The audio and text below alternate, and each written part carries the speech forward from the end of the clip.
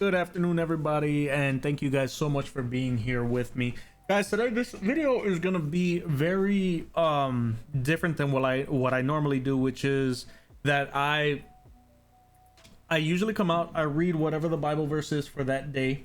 I will read the explanation and inspiration behind it, and then I'll do the prayer with you guys. Today, I want to speak about something that God has put on my heart for a long time. It's actually a subject matter that I don't want to say that it bothers me, but it's something that I feel has to be addressed, and so I'm gonna say it. And it may not be popular with some people, but I'm not interested in popular opinion, guys. I'm interested in spreading the word out there and giving you guys a unique perspective that you may not have heard before. Okay, and what I want to talk about today, guys, is for me the infamous Big Bang Theory, guys. I'm gonna go out and let you guys know that as Christians, the Big Bang Theory is probably, as far as scientific notions, the biggest farce in my mind. That even when I was a child, I didn't understand how people could believe that such a notion was true. Okay, and I'm gonna my example is gonna be an oversimplification, okay, and it's in one of its crudest forms, but it's definitely going to be something that everybody can understand. And I welcome debate. Please leave your comments in the section below and let me know why you think I'm wrong, because I'm sure that somebody will try that, and I have no problem with that. I have no problem with democracy. I have no problem with open conversation. But here we go, guys. Let's say for a second, let's say that I took this water bottle, right? And let's say that I took this amount of water, and I took off this ring, I took off the tether, I took off the cap, I took the cap apart, right? And let's say, including the water, that I was to be able to somehow grab this water without it slipping through my hands, without it spilling on the floor, and I was able to throw all of these things in the air, and they were gonna come down, and when they hit the floor, that when they came down all together, that every single part was gonna land just like this, okay? Top assembled, tether back on, plastic ring lands first, tether gets back in there somehow, water all goes back in there, every single molecule of water, and it just lands like that, right? Let's say that I did the same thing again with my gaming keypad. Let's say I took this keypad, right? You can't see it because it's stuck with the wiring, but any wiring, right? Any device. Let's say I took my phone, right? And I threw it and I completely smashed it into pieces, or I took it in its, even worse, I took it in its rawest components and I threw them all up in the air. And when they landed, they fell together and perfectly formed a phone. Now, I know a lot of you out there right now are saying, man, somebody needs to call an ambulance for Maverick because he's losing his mind. No, that's actually, in essence, what I'm saying, guys, is exactly what scientists have been saying since the beginning. That the universe just somehow coalesced, and from something smaller than an atom, somehow there was a massive explosion. No one knows what caused it. And every chemical, every substance in the known universe came together and coalesced and formed every star, every planet, every asteroid, every comet, every ring around the planet, everything, every part of our atmosphere, people, animals, water, all this stuff just so happened to come together in a perfect manner and form all the planets and all the stars and all the every substance in the cosmos. Here's the issue with that, guys. We can't even do that once in our entire life. You cannot throw a puzzle in the air. I don't care if it's a 5-piece puzzle. I don't care if it's one of those ones that the kids get in preschool. I don't care. Throw it up in the air as many times as you want. You can try this 100 times a day for the rest of your life. I promise you that puzzle is never going to fall on the floor perfectly formed. So how, for the life of me, guys, are there people out there who actually believe? And again, I know there's going to be people who say, well, that's an oversimplification.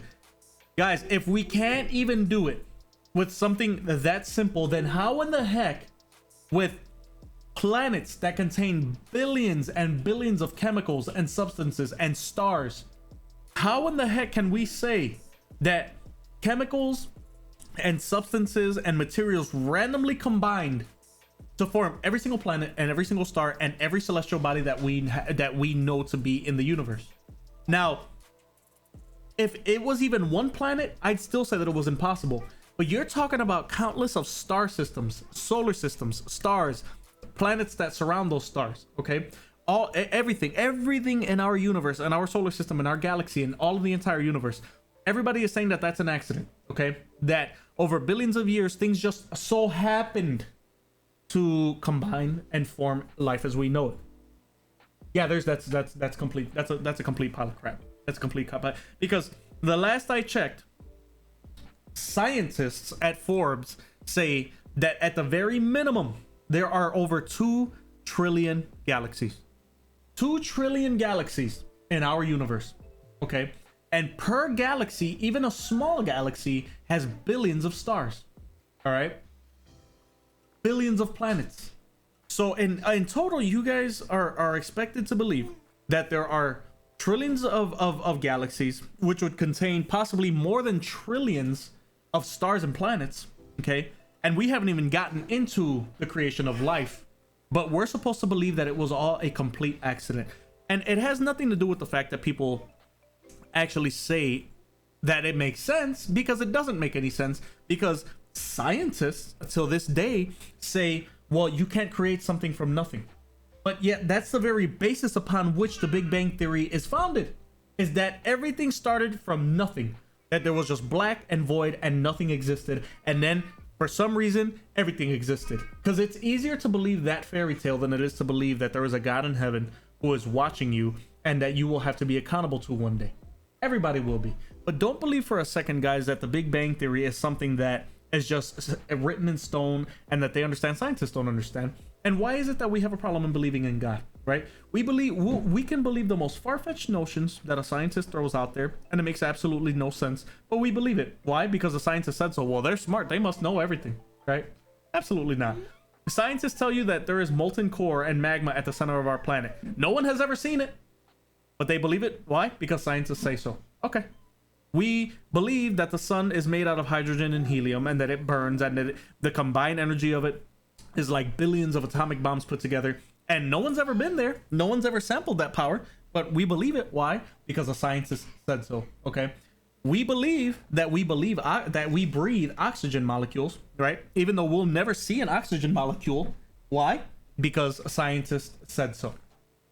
So it's amazing how people are so quick to believe things that they never see and they'll never see every single day of their lives. But it's hard to believe that God created the universe. I don't understand that, guys. I don't understand that. If anyone else has an explanation for it, let me know.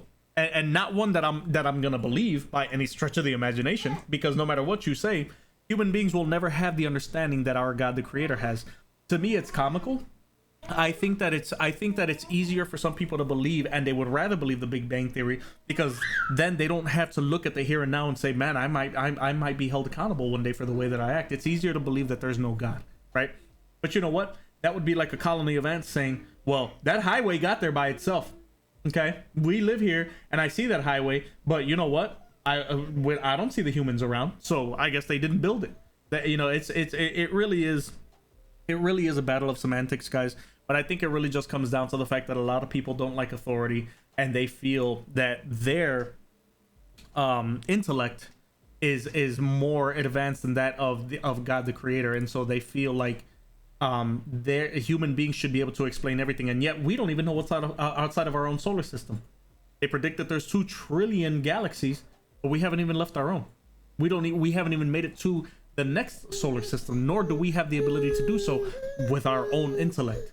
But no, it's impossible that God created everything. So you guys let me know what you think, because if you guys are telling me that something like, you know, that this person right here is not a miracle, and that his existence is an accident and a completely random convergence of molecules and atoms, yeah, no, I can't get with that, guys, and I never will. It's just it is a physical impossibility to me that everything in our universe, especially the creation of life by God the Father, is going to be struck down as nothing but a random convergence of molecules and atoms, guys. So please, if you guys have any questions, if you guys have any comments, I love a good debate. Please leave them in the comment section below. I would love to go ahead and engage this discussion further with anyone else who has further questions or disagrees, even better. Having said that, guys, please, as I always tell you, man, be safe, be good, be blessed, and I will see you guys when I see you. Please be careful out there. It's dangerous times, and as always, go in peace. We'll be right